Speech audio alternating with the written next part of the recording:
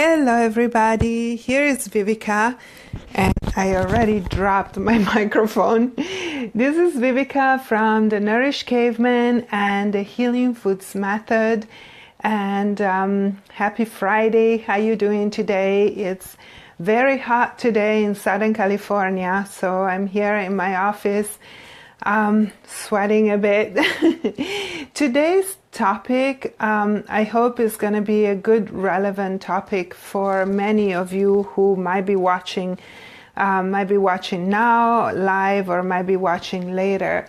I am having technical difficulties. Bear with me for a second.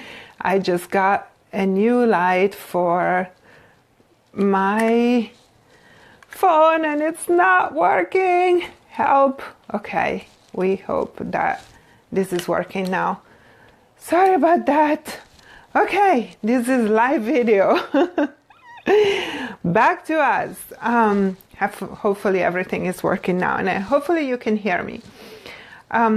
So today we are talking about SIBO, which lately has been a big topic on the internet and has been a big topic with a lot of the people I talk to.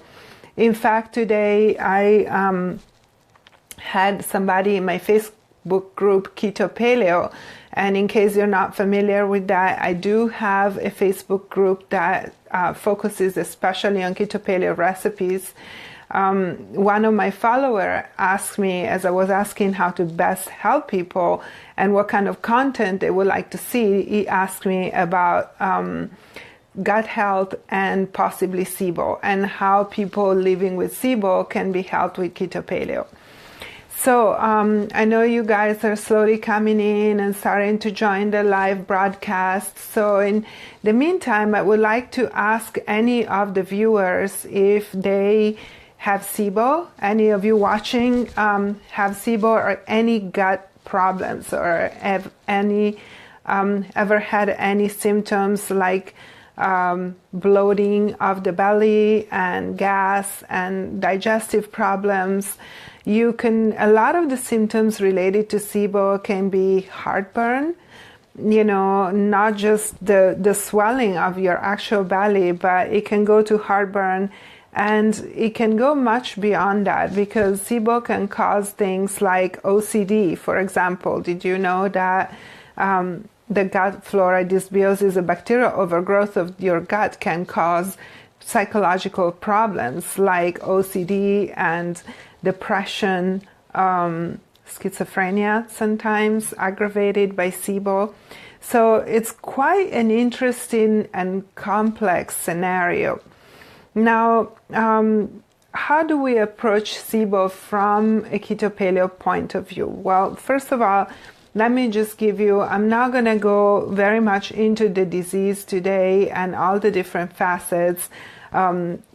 Just like to touch a little bit upon it, the causes of SIBO are not exactly understood by the medical profession. That's what they say. They can explain or prove, but we know that there are a number of causes that, for example, one is the dysfunction of the ileocecal valve. I'm not sure what SIBO is, but this past year I've struggled with colitis, IBS, and heartburn.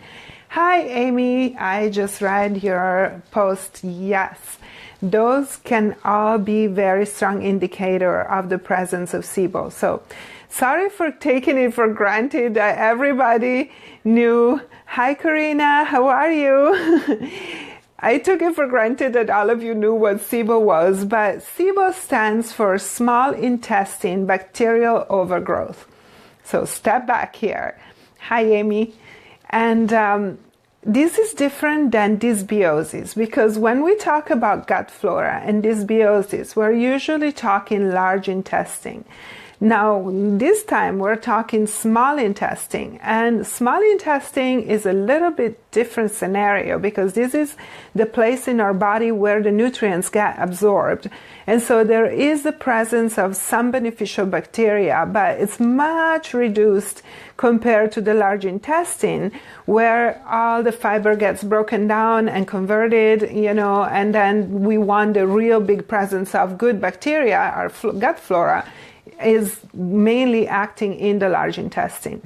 So what happens, for example, if we have a dysfunction of the valve that is between the small intestine and the large intestine? It's like the portal that regulates the passage of bacteria and, the passage of the food, which slowly descending gets absorbed and slowly transformed into feces.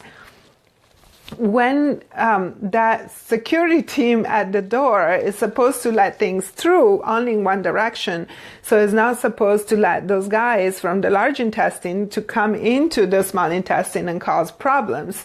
But when the security team of the ileocecal valve is not working properly, then a lot of times the bacteria from the large intestine is going to kind of leak into the small intestine where it gets installed and it starts causing problems. It starts overgrowing and then making, a lot of symptoms. And it's, once it's installed there, it's not very easy to get rid of it. As any of you have any experience with SIBO, and please feel free to comment, you know that it's a complicated scenario and it's not easy to get rid of it. So how do we support SIBO patients, and how is this connected with Keto Paleo? Because really this is where we're going with all of this, is like how to support different scenarios using our Keto Paleo lifestyle and a Keto Paleo diet, which is the diet that I use in my practice. And all these nice recipes that I'm sharing with you on a regular basis, they're mostly Keto Paleo. There is a little keto primal here and there, just, because sometimes we want a little treat of cheese. But speaking of cheese and speaking of Keto Paleo, let's talk about the diet. So what can we do about SIBO? First of all, one thing, there are different options for treatment, and you guys know me a little bit if you're familiar to my page, The Nourished Caveman, or my blog, also The Nourished Caveman. You know that I am a big promoter of natural solutions, natural options. I do not like to go the medical route. I don't like to go the drug route at all. So a lot of people might say that antibiotics are necessary for SIBO, and I don't agree at all. In fact, when we look at clinical studies, a lot of clinical studies, they will show a large number of people having bad reactions from antibiotics. And actually, the effectiveness of antibiotics versus natural remedies for SIBO is about 50-50.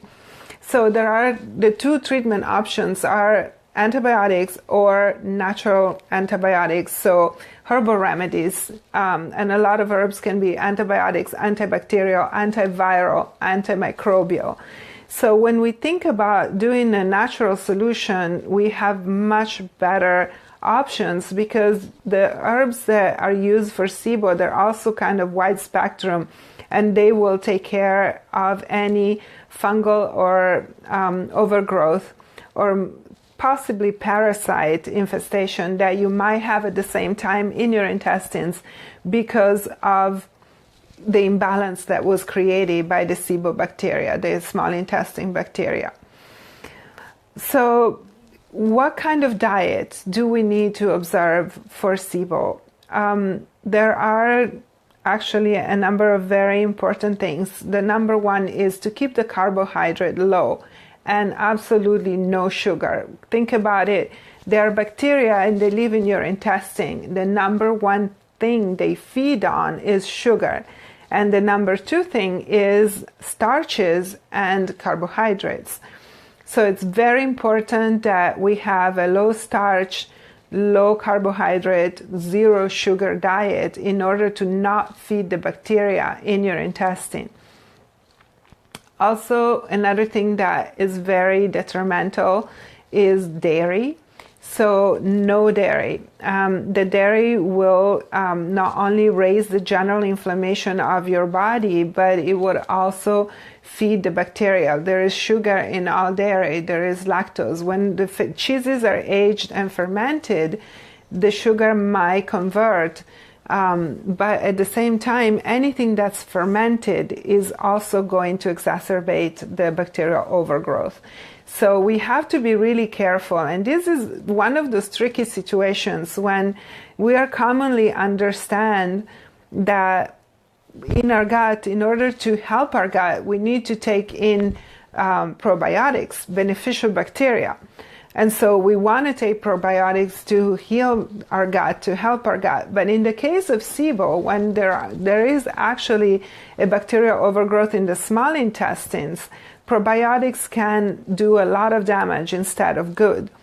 So it's pretty counterintuitive. Another thing is soluble fiber. Soluble fiber is a great thing for our intestines, except when you have bacterial overgrowth, because then again the bacteria will eat the fiber, they eat the soluble fiber, ferment it, and they eat it, and then they'll grow even more. So back to our diets, we said low carb, very low carb, no sugar, no dairy. Oh, and I forgot one thing, not just no sugar alcohols. And that means all those keto sweeteners like Swerve and I'll get to you in a second, Amy, and I'll read your question aloud. So no sugar alcohols like erythritol and xylitol. So no Swerve and things Lakanto, all the sweeteners, because same thing, sugar alcohol still feeds the bacteria. So yes, the diet is pretty restrictive, but we are talking about a condition that can be a major condition of your body, major player in a lot of dysfunctions of different systems of the body. One thing, just another little side note, I'm sorry, I'm going kind of like this today, like different roads and curvy roads. I hope you guys can follow me in my dissertations. But so one thing that SIBO does, because of the bacteria in the small intestine, is going to also influence the large intestines and cause dysbiosis, which is flora imbalance, which is also going to cause leaky gut. And from leaky gut, we all know there is a straight highway connection to autoimmune disorders. So SIBO, leaky gut, autoimmune disorder. And so you can see that is a pretty major problem for somebody's health. And I know that it's not, there are a lot of different players involved and a lot of ramifications on how SIBO can impact your overall state of health. So that's why the diet, Amy especially, the diet is so restrictive, and it doesn't, we really have to go straight. No dairy, no sugar, no carbs, and then also the protein needs to be limited, because too much animal protein, especially in the case of red meat, can be inflammatory. So we want to keep the inflammation really low, and we want to eat the best possible foods in order to contain the bacteria and not let it grow, keep growing. And I'm going to talk a little bit about herbal strategies in a second. But going back to our diet, what does this diet look like, you guys? Come on, this is like describing keto paleo. When you do keto paleo really strict, this is what keto paleo looks like. There might be one exception, which is eggs, and eggs are a high sulfur foods. Just like cruciferous vegetables and allicin containing vegetables, they're high sulfur. Those are also not indicated in this kind of diet. The only exception is garlic, because garlic has much higher antimicrobial properties. There goes English. Antimicrobial properties. Thank you. And so it offsets, balance the problems with the sulfur with the antimicrobial properties. So ideally, to help with SIBO, there are not a lot of options. There have been people suggesting what is called, oh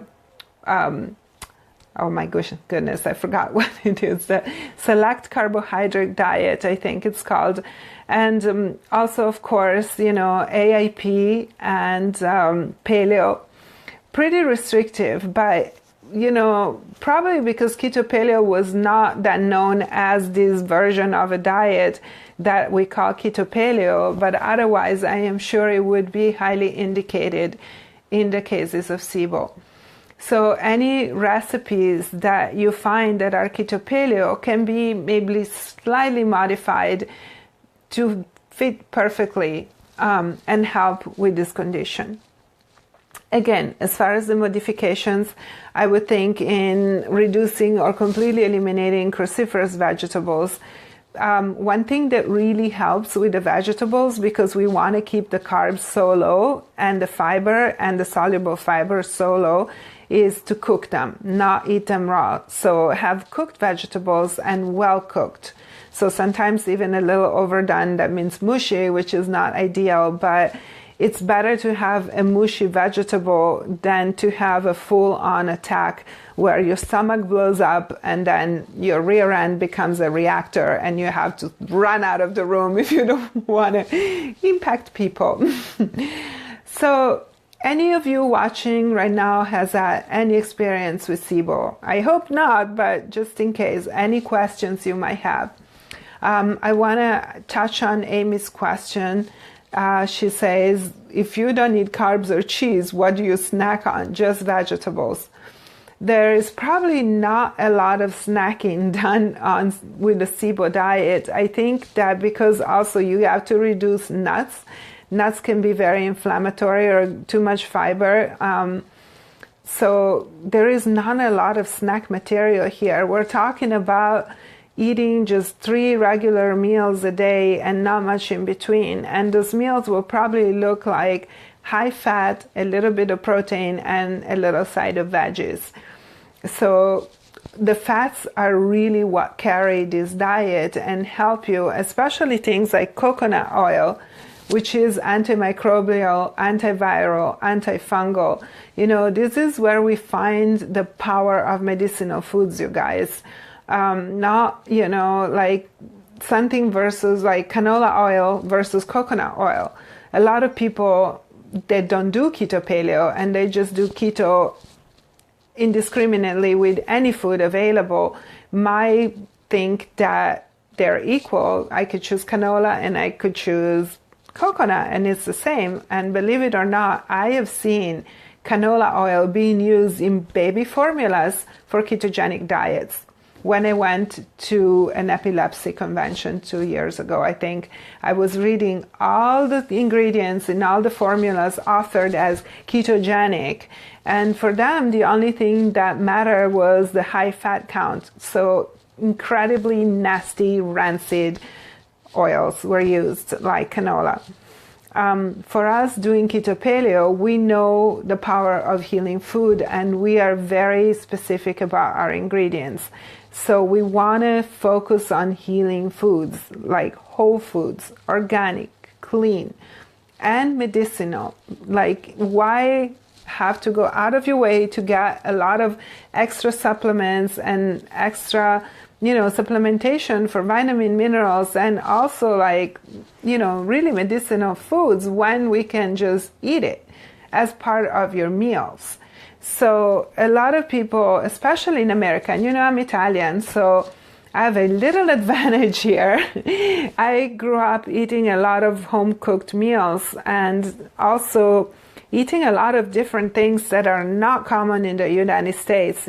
Like yesterday, I bought chicken gizzards and I made gizzards for lunch. And that's funny because even my mom, I talked to my mom and my mom was watching me on video eating gizzards and she's like, "Ma, what are you eating? That's terrible." And she's Italian, of course. She's my mom. So not every Italian eats gizzards. Okay, I understand. But, chicken gizzards is an example of a good, nourishing food that is like good protein, good source of protein. Of course, they must come from pasture chickens. and not from battery chickens. But again, we're taking kind of a side note here. Please let me know if you have any questions at any point, or if you need any suggestions, or you want to take this conversation to a certain direction. Please let me know, and I will be happy to answer questions or share with me your experience. If you have SIBO, or even if you have dysbiosis or any symptoms that you might have, like Amy was sharing her symptoms with us before, and those symptoms definitely could be an indicator of a possible presence of SIBO, because it doesn't always come isolated by itself. Everything is connected in the body. So just in closing here, I want to talk a little bit about wider than our diet and our great Keto Paleo diet, which, by the way, if you're new to Keto Paleo and you have no idea what I'm talking about, please go to my blog, The Nourished Caveman, and you will find there are a couple of pages. One is Keto 101, but a really good page that you'll find on my sidebar there is a link, Keto Paleo, How and Why. And there is a little video there and explains why I choose to do Keto Paleo and how to do it. And there is a post that goes with it. And so it will give you a nice little base. And by the way, my 1 week meal plan is all Keto Paleo. The other meal plan is not, because it's wider scope. So what do we do to support SIBO, to support getting rid of SIBO? How we support the body aside from the diet? We, of course, need to support the gut, and that's what we do with the right diet. But also we want to support the body's natural immunity and our immune system. And this is something we can do by boosting it with herbs like echinacea. Echinacea is awesome. It's an immune booster and an immune modulator. And we can take echinacea pretty much year long, and it will really help to keep our immune system up. And also we need to support bile flow and your gallbladder and your digestive system, your liver, that part of the digestive system. So we can use foods to do that, like beet tops and dandelion greens. But it's also done with supplementation, and it's done by regulating hormones. I don't know if anybody of you knew that high estrogen thickens your bile. So there it goes. Hormones are always involved in it in some way. They can't keep their little hands off of our body. Another thing we do is reduce inflammation. So that can be done through supplementation, or, of course, through the diet by removing all those nasty inflammatory foods like canola oil, for example. And then there is one more thing that we really need to do is support mucous membranes and microcirculation, local microcirculation in the capillaries, which is really important if we want to rebuild the gut lining. And I'm not going to go all technical on that. Maybe we'll do another video specifically on those things. But this post was supposed to be more on the diet part, and I think it's probably not, because I went around a bit. And so it became more about just SIBO in general. And Amy is asking, never had an issue until I went keto for a year. Chronic constipation that did me in. Yes. Chronic constipation, motility. Thank you. I had forgotten that point. So impaired motility can be another big cause of SIBO. Thank you so much, Amy, for bringing it up. I should give you a thumbs up right there. There you go. Did I do it? Okay, you guys, I'm technology impaired today, and I'm kind of ranting, but it's Friday afternoon, and after this video, that's it for this week. It's been a crazy week, and I think my brain leaked out of my ear after 50 million phone calls this week. So we were talking about supporting mucous membranes and microcirculation. Yes. One more thing that I remember that I wanted to tell you in closing, and as I'll say in closing one more time. So other causes of SIBO or aggravating effect: motility, impaired motility, so constipation; dehydration, that causes constipation; alcohol consumption, that causes dehydration, that causes constipation; use of PPI. PPIs are given away like candy. PPIs for acid reflux, which is in a lot of times just a lack of acid, lack of hydrochloric acid. So they're trying to fix it with exactly the one thing that's going to make it worse, but it fixes the symptom.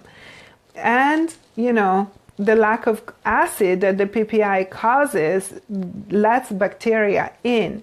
So you're much more susceptible to infections, to parasites, and to bacteria and candida overgrowth. Just a thought. Then there was another thing, I think alcohol, PPI, and no HCl. I think I mentioned them all.